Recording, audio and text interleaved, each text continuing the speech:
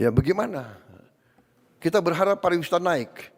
Kalau Bali tidak bisa bersihkan sampahnya, bisa kita bayangkan mau nggak turis datang ke tempat yang kotor, yang jorok.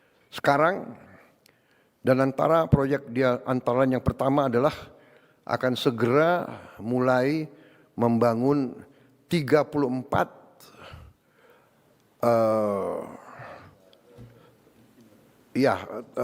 pembersihan limbah sampah dari kota-kota besar, alatnya atau pabrik pembersihannya dan bisa pengolah ini diolah justru menjadi energi, menjadi listrik.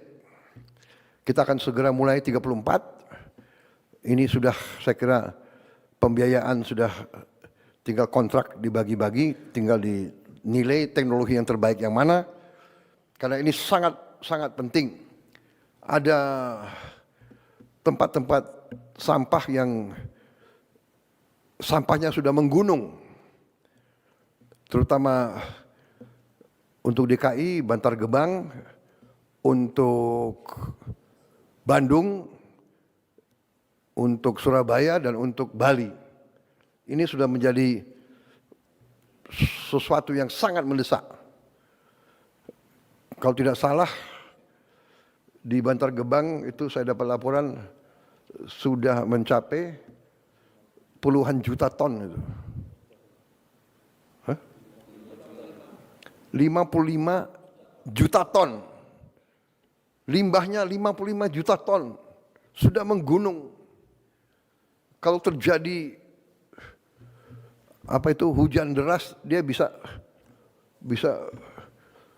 membahayakan banyak kampung di sekitar itu.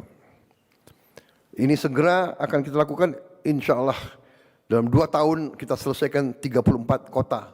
Ini sangat strategis karena ini menyangkut kebersihan, kesehatan. Ya bagaimana? Kita berharap pariwisata naik. Kalau Bali tidak bisa bersihkan sampahnya, bisa kita bayangkan mau nggak turis datang ke tempat yang kotor, yang jorok. Jadi ini strategis. Terima kasih dan antara segera dilaksanakan.